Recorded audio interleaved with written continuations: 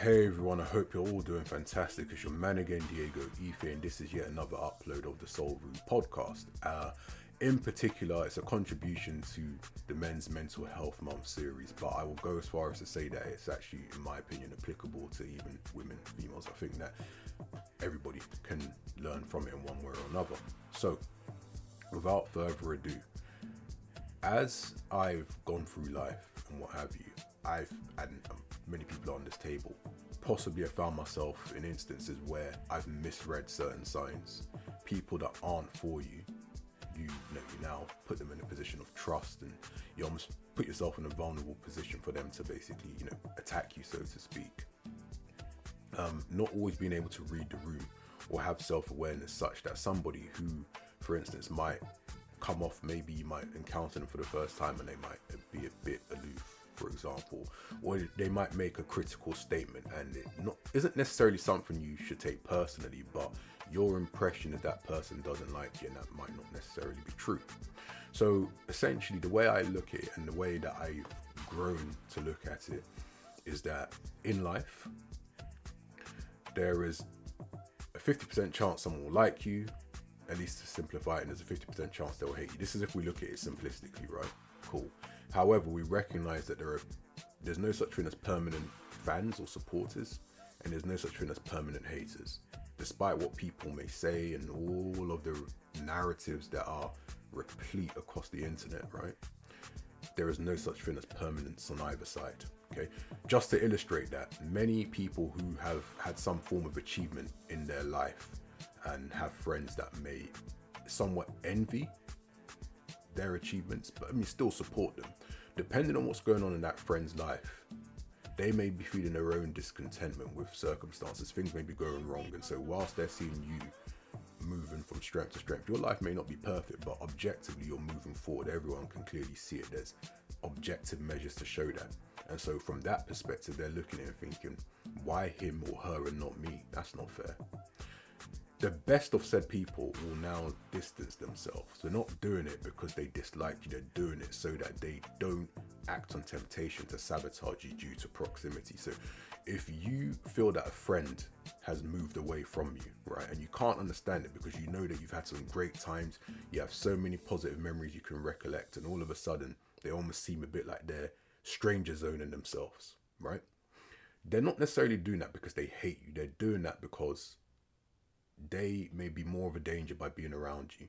So it might be a thing where they need distance. They're going to go away, work on themselves, embrace growth and everything that comes with that.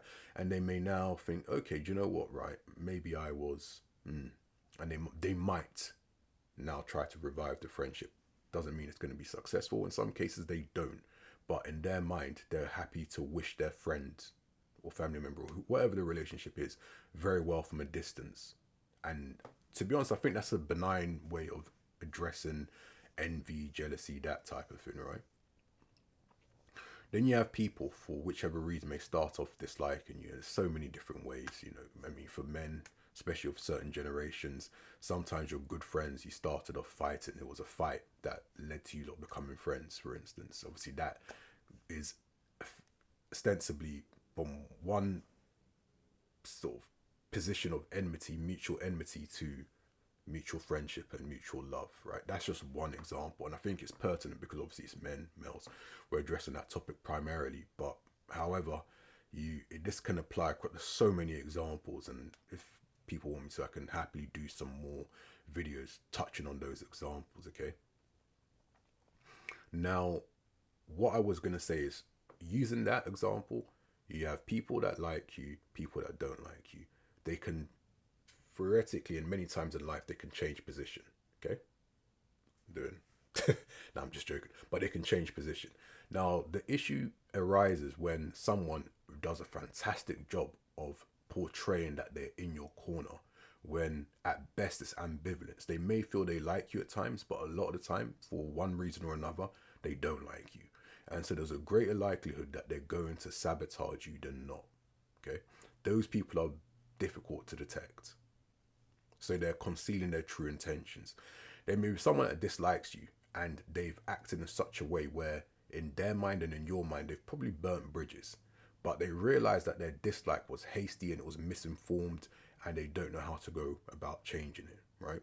So then they may now still adopt a sense of coldness if they come across you, but there may be every so often a certain instance they might drop a compliment. You're like, where did that come from?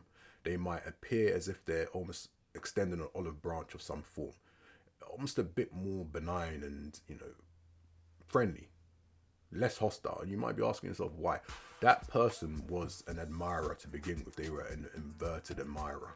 But because they've led with hate, and there was a time where they felt this passionate dislike, and make it very clear, hate or like, a lot of this is not motivated, by you or myself, or whatever we would do. You understand? People are very complex, and so sometimes when something feels really personal, it's not. It may feel it in the moment. There may be evidence to support that it is personal, but in many cases it emanates from formative years, right? And the absence of some form of threshold to mark your transition into adulthood. And I'm talking about that on a sort of somewhat universal level. So people will tend to act in certain ways. They don't even know where or what informs these actions. But what that means is it leads to people presenting to like you, presenting to dislike you, being honest about it, not being honest about it. And so essentially the conclusion of what I'm effectively saying is, there is a 25% chance that someone is for you, will always largely be for you, and there's legit 25% chance. That's every single person you come across. 25% chance. So what this means, for example, is many people have anxiety about who is in their corner. Some people have taken an extreme approach to it by saying, I can cut people off, I don't care. You say something, I'm going to cut you off. That's become very popular, and I think social media has helped to proliferate that message.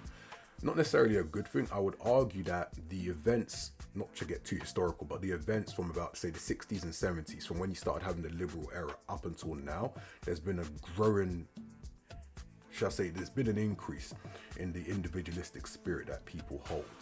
Now, because it's become somewhat of a dog-eat-dog world, people typically don't know where to draw the line. Some people find themselves entirely isolated because of the successive bad choices that they've made, and others who didn't make those choices, well, I guess they're not so isolated. But the reality is, and just to redirect it so I can draw out the conclusion, 25% chance that every person that you come across is for you, right? And there's a 75% chance that you make of that what you will. So that's what I mean by the 25% rule. Okay, this way you're able to navigate life. Make of this what you will, to be honest, but it just means you have 25% more surety than you had before you saw this. You understand? Before, people have this anxiety of being able to, is this person for me, is this person against me? And of course it's that individualism, right? But I would contend that people are complex in much the same way that this spirit of individualism is present. You see many instances every day of people demonstrating a community spirit, and I would argue that people almost have an ambivalence with individualism and collectivism. And what I mean by that is they see the benefits of both, but they also lament the downsides of both. And so depending on where they're at a certain point in time, their actions may reflect that form of confusion, or like their head being on a swivel. So yeah, I mean, I hope I've done a decent job of explaining what I mean by the 25% rule. It's to help you navigate life more effectively. I would say you can extend it not just to friends and family, romantic partners, business, work, you name it. Even acquaintances. There are acquaintances that may not necessarily become full friends. They're almost like halfway friends, but they're for you and they will always be for you. You will see over time, of course.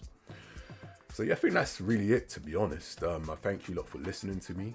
I've got some more content coming, both in relation to mental health and also broadly speaking. And I just have to reiterate before I close this out, this particular rule is universal. It was influenced by my studies and my identity as a man and being as effective in society as possible. But this idea here is something that people can benefit from across the board.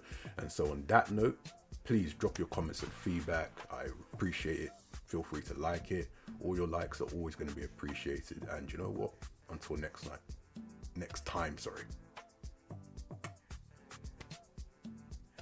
Take care.